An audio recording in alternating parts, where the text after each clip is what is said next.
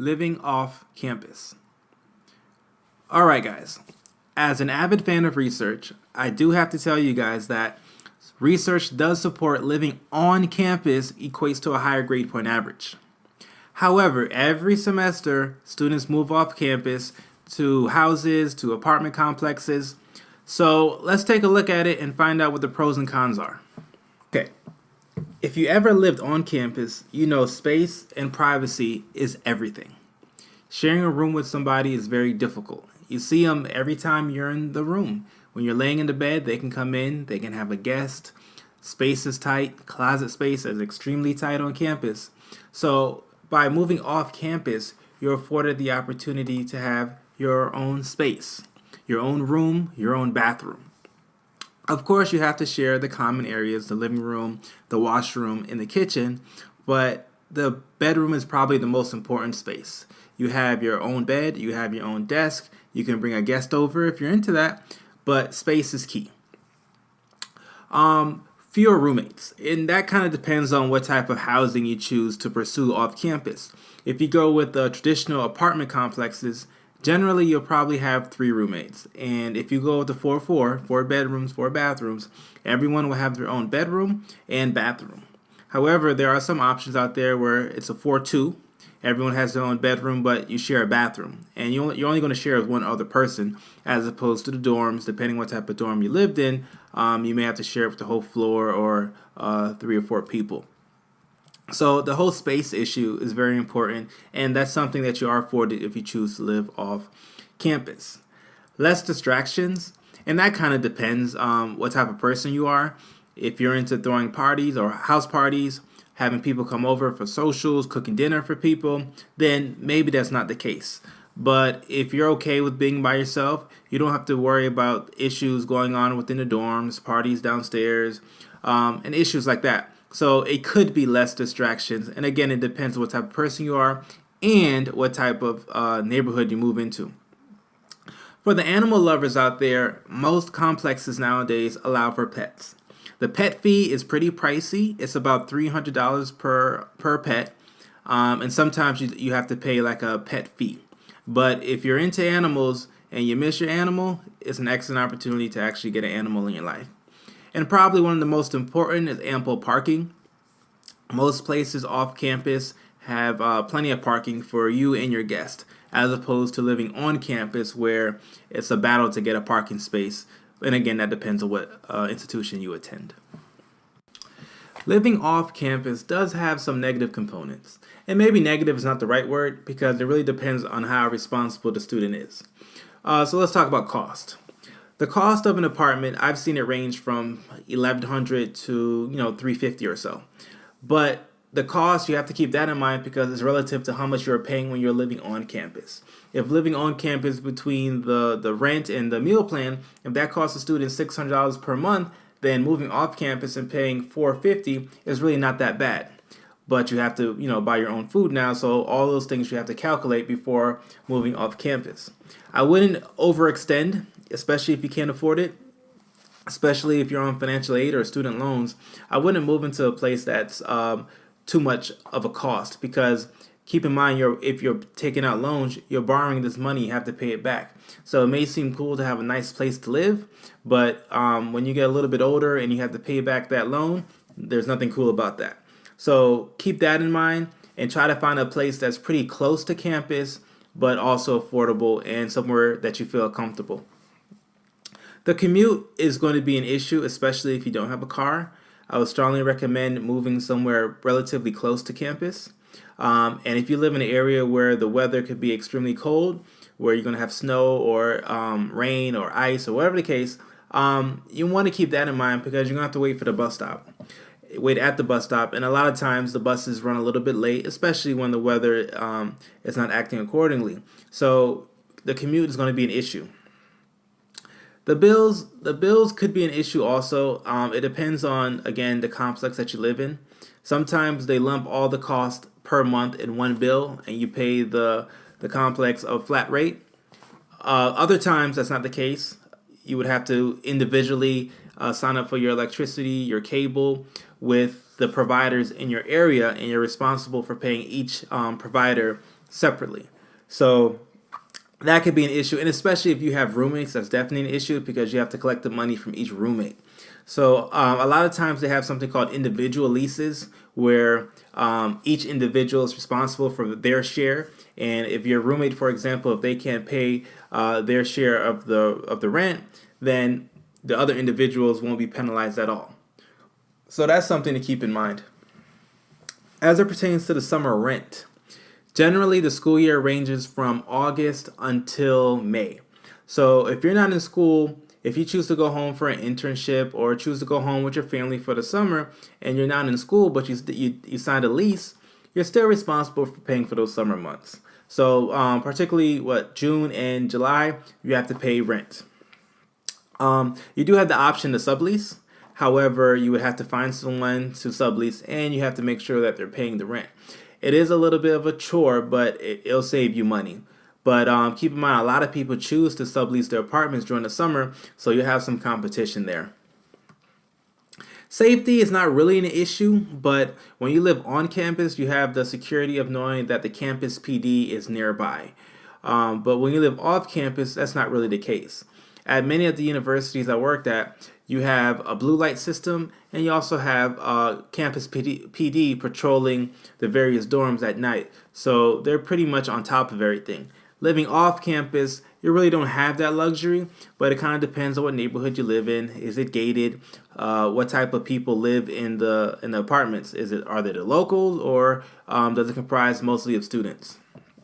So those are things that I'll look for when choosing an apartment.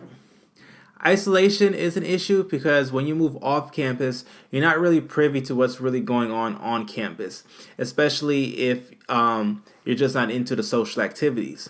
And I think that's an important part of the college experience. So if you do choose to move off campus, just try to stay involved or continue to be involved, find out what's going on, and just participate because that is a part of the program. Parking on campus.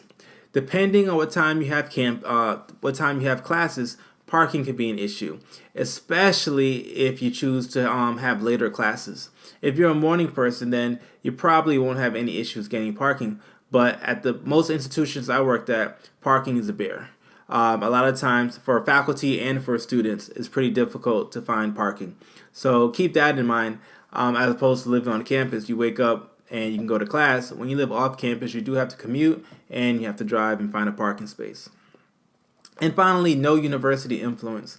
And what I mean by that is if something happens off campus, it really doesn't pertain to the university. So you're not afforded the luxury of going to the president's office and talking to them about what happened on campus because it's really not their business what happened off campus. You're going to have to work with the local police department if anything negative was to happen.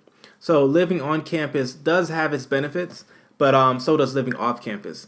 You just have to figure out if you're ready and responsible enough for handling living off campus. Common issues. And these issues probably don't pertain to everybody, but I think it's worth mentioning. The first is the requirement to live on campus.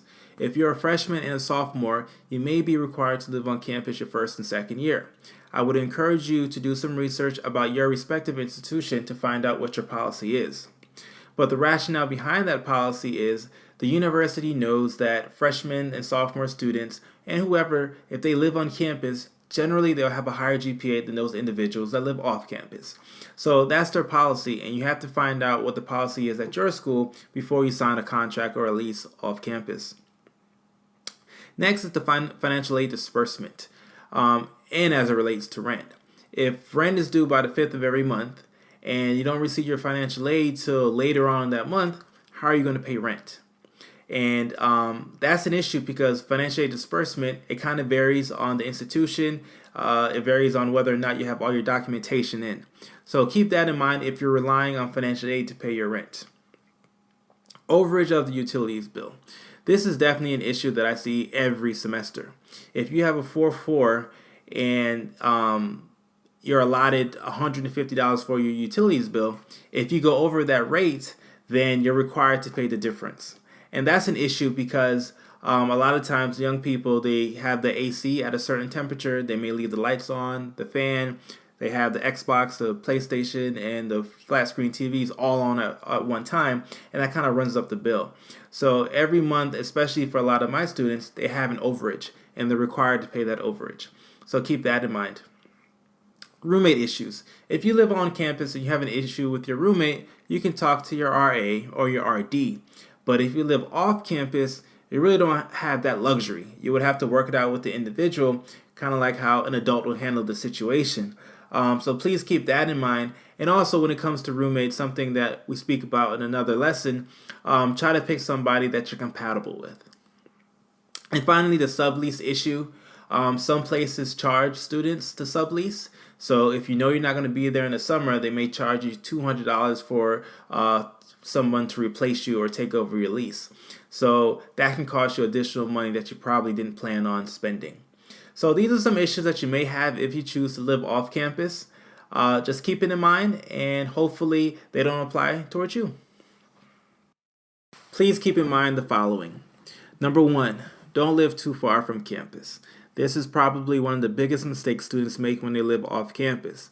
The units that are further away from campus in most cases are a little bit cheaper, and they offer more, meaning they have more room, a little bit more spacious, and they're a little bit cheaper, but the commute is a bear, especially if the weather is poor outside or it's prone to snowing, cold weather. A lot of times students tend to stay in bed. They don't want to get out of bed. It's too much of a walk or journey just to get to campus. So keep that in mind. The whole point of going to college is to do well. So put yourself in a situation where you're going to excel. Number two, don't wait until the last minute to find a place. You want to find a place that's affordable, that's relatively close to campus, and a place that you feel safe. So begin to do your homework when it comes to looking for a place roughly around February or March of the current year. So you have plenty of time to do your adequate research. This one is very important. Be mindful of who you roommate. You don't want to roommate with the devil. And a lot of times your friends, you may think they're good people to room with, but when you actually live with them, that's not the case. They may have habits that are contrary to yours. One issue is the temperature. That always causes a fight. One student wants the temperature to be at 78. The other one prefers it to be at 65.